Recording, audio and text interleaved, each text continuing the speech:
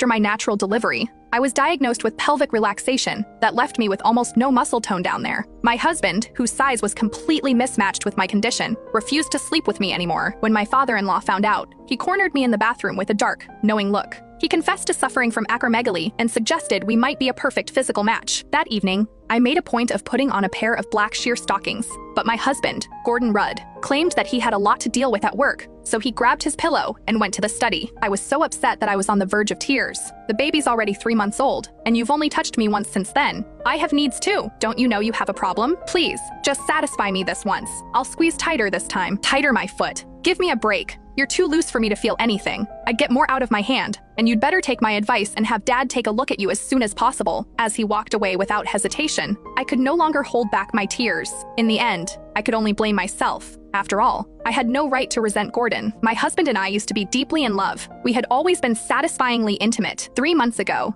I gave birth to twins through natural delivery. My birth canal tore during labor. I needed more than a dozen stitches. After that, everything down there became unbearably loose. Our intimacy took a massive hit. My husband slept with me only once after the birth, then flatly refused to do it again. These past few weeks, I had been making do with eggplants, cucumbers, and stuff. But as big and thick as those things were, they could not compare to a real, warm man. If anything, they only made my cravings stronger. That night, I was so desperate, I swallowed my pride and begged my husband again. However, not only did he refuse me outright, he once again told me to find time to see his father for treatment as soon as possible. My father-in-law, Mark Rudd, was a gynecology specialist at a top-tier local hospital. He was incredibly skilled. People even called him a miracle worker in gynecology. He was my father-in-law, after all. How could I, as his daughter-in-law, possibly go to him with a problem like that? Even though Mark was nearly 50, he was strikingly handsome. He always wore a pair of gold-rimmed glasses that made him look refined and scholarly. He kept himself in excellent shape, too. His body was firm and muscular, radiating a kind of mature masculine charm. Ever since Gordon stopped touching me, I had fantasized about Mark more than once. If he were really the one examining me for that condition, I would probably lose control and humiliate myself beyond belief.